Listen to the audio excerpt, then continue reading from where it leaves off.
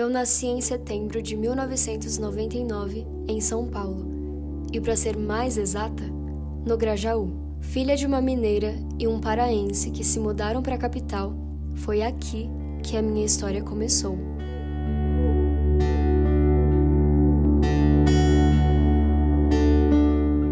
Esse lugar é parte da minha essência. Eu vejo o Grajaú em cada ponto da minha trajetória. Está na maneira de eu olhar a vida. Está nas escolhas que eu faço, nos sonhos que são cultivados e na forma como eu luto para atingir os meus objetivos. Afinal, morar no Grajaú é testemunhar e abraçar a resistência em todas as suas formas. Localizado no extremo sul, o Grajaú é um distrito periférico na borda da cidade de São Paulo, o primeiro da linha Esmeralda da CPTM, com uma população de aproximadamente 445 mil habitantes, o mais populoso da cidade. Quando a pandemia começou a atingir as periferias, o Grajaú passou a aparecer em alta nos rankings de contaminação. Em julho de 2020, ficou entre os 7 distritos de São Paulo com mais mortes por Covid, segundo a Secretaria Municipal de São Paulo. E foi assim que o nosso território, acostumado com a indiferença do Estado, que costuma privilegiar seus serviços em bairros de moradores endinheirados, viu sua população arregaçar as mangas para pensar em soluções próprias para sobreviver. Vem com nós, vem com nós. Tabilis vem no feeling pra ampliar a visão. A cada verso uma versão do meu mais visceral. Do sonho vivo com ritmo e poesia.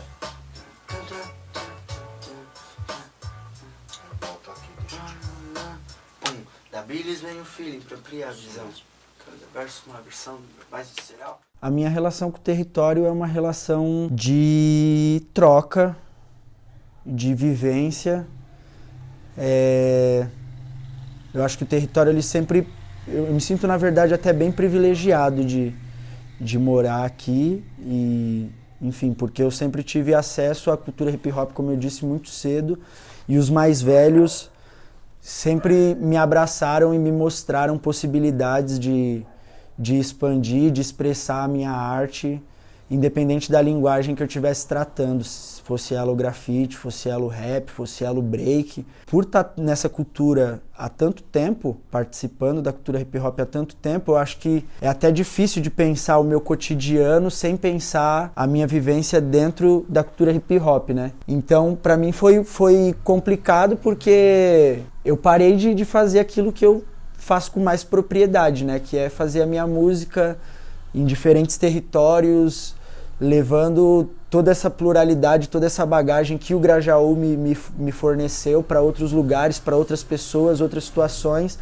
Então foi um baque nesse sentido, e também no sentido financeiro, por exemplo, né? Porque através do rap eu, graças a Deus, consigo tirar alguma coisa, e agora já não consigo mais, porque esse circuito de lives também, enfim, é tudo muito novo. O que a gente tira aí, de repente, de lição é essas outras possibilidades de exercitar empatia, escutativa. São coisas que a gente, de repente, por conta daquele turbilhão da cidade a milhão, são coisas que a gente tava perdendo, né? Olhar pro próximo que tá aqui do seu lado, né? Dentro de todo esse contexto dessa ação, eu me sinto feliz e realizado de poder ter feito parte dessa construção histórica do território nesse momento tão ímpar que a gente está vivendo na história mundial, né? Agora colabora pro depois. Sonhos passam agora, se moscar esse já foi. É que a vida não dá boi, nem mesmo na pandemia. Tô mantendo o sonho vivo com ritmo e poesia. A gente consegue observar que esses sujeitos, né, são pessoas que vivem na periferia, né, têm uma relação com o território de certa forma, implica em como esses sujeitos são observados no restante da sociedade. Então, quando você fala que o CEP importa, né, para definir quem é você, a gente está falando de alguma coisa concreta. A gente está falando de pessoas que têm esse vínculo, né, identitário, essas raízes fincadas nesses espaços não centrais. Então, a experiência de cidade desses sujeitos, ela está totalmente marcada por conta dessas questões que, de certa forma, nos ajudam a entender o que é periferia nesse lugar. Essa ideia de sujeito periférico também vai encontrar, digamos assim, alguma relação com certos agentes sociais que passam a se mobilizar nesses espaços, nesses bairros, nesses territórios, né? Quase que numa tentativa de ressignificar a ideia de periferia, que antes estava muito atrelada a uma noção de espaços sem infraestrutura, espaços problemáticos do ponto de vista da segurança pública e tudo mais, e vão começar a trabalhar uma ideia de empoderamento mesmo, da periferia como um espaço que tem potência. Então eu sempre gostei, desde a infância as minhas brincadeiras era dar aula para as bonecas. Muito bem. Alguém colocou diferente? E quer falar? Não? Então vamos lá. E aí, primeiro semestre eu já me apaixonei e falei, não, é isso mesmo que eu quero ser professora, eu quero dar aula. E aí eu fui indo e tô aqui hoje. Esse vírus mexeu muito, assim, né, com todos nós, mas tratando aqui de casa, eu acredito que de todos os professores, principalmente aqueles que precisam estar ali mesmo, né, focado atrás de uma câmera, eu acho que eu amadureci mais, acho não, tenho certeza, amadureci mais, né, que nós fomos, assim, obrigados de uma hora para outra a ter que crescer, amadurecer e lidar com tudo isso. Porque quando a gente fala do psicológico é muito mais difícil, né, porque cada um tem ali o seu tempo, né, tem a sua forma de reagir a cada problema, a cada situação. Eu acredito que eu cresci muito. E quando eu falo profissionalmente, professor está sempre buscando, ele pode ter dado aquela aula ali já 300 vezes, mas toda vez que ele vai dar aquela aula, ele sempre busca algo novo. Então eu nunca duvidei do potencial, assim, tanto do meu quanto do professor em geral. Eu amadureci muito mais ideia, porque a gente foi obrigado aí a se reinventar, né? Que é muito fácil você ensinar uma multiplicação por um aluno 12 vezes 2 ali com a lousa e dentro de uma sala de aula. Então a gente foi obrigado a se reinventar, trazendo produtos, trazendo objetos, trazendo muito mais coisa, muito mais recurso para nossa aula. Então eu tenho certeza assim que eu cresci com isso. Eu cresci bastante.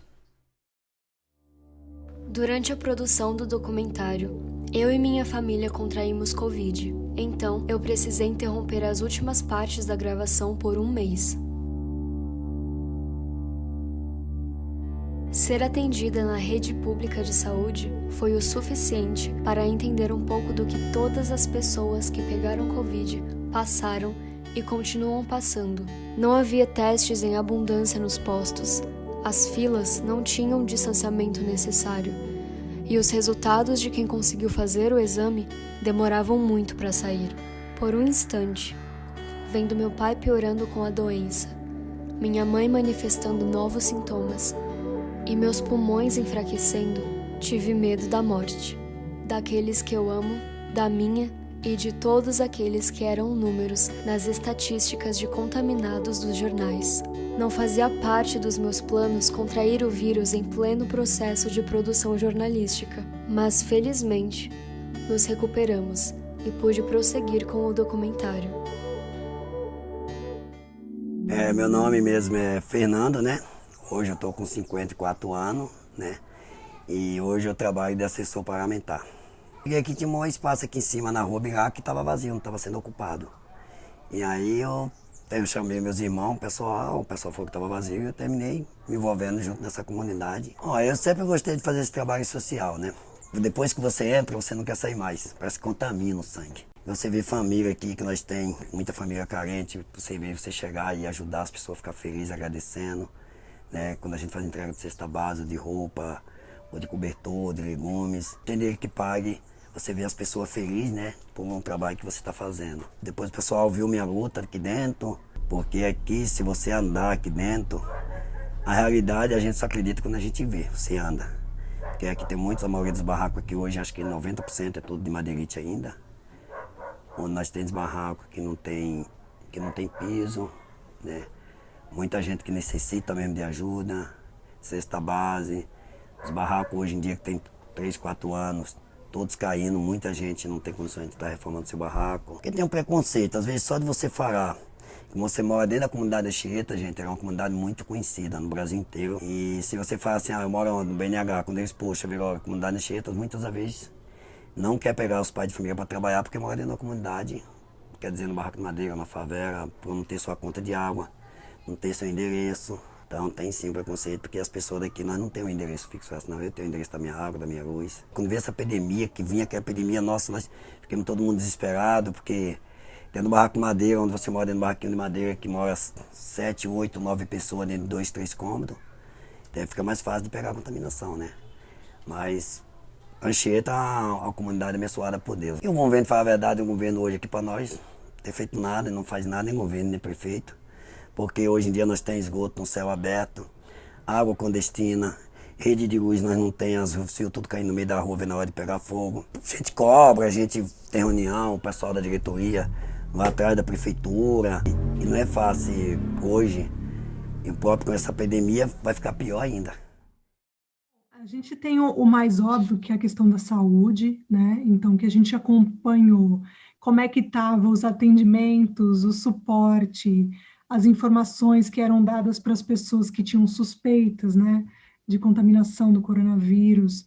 E isso, inevitavelmente, nas periferias foi diferente, e a gente foi constatando cada vez mais. Testes que não chegavam nas UBSs, nos hospitais, mas aí também os impactos na educação, como é que ficava o ensino das crianças que não têm o acesso devido da internet. E a gente falou desse cenário, desse Brasil que não parou por conta da pandemia, que não conseguia fazer quarentena. Como é que vai ser o depois? Como é que vai ser o daqui a um mês? E essas pessoas precisam ter um suporte de saúde mental. Então, a gente tenta dar a contribuição que a gente tem em mãos, que é a comunicação, que as pessoas se fortalecerem da informação, dos seus direitos, da importância das suas identidades, do lugar onde elas moram, que não é porque o serviço público não chega da melhor forma no seu território, que você não é que é uma consequência de que você não merece, né? Porque isso chega como uma sensação para muita gente. Não, é a mesma cidade, né? É o mesmo país. Por mais que seja negligenciado por olhos desatentos, para mim, você é um lar. É feito de pessoas, histórias, potência e toda a efervescência que vem de você. É difícil pensar em dias melhores quando os que estamos vivendo são tão duros com cada um de nós. Mas, como sempre, o Grajaú resiste. No limite da cidade, ele sobrevive, abrigando pessoas cheias de sonhos e força. E eu sei que vai passar tudo isso. E quando passar, eu continuarei aqui, prestando atenção em cada detalhe do Grajaú. Porque, para mim, os seus territórios nunca serão invisíveis.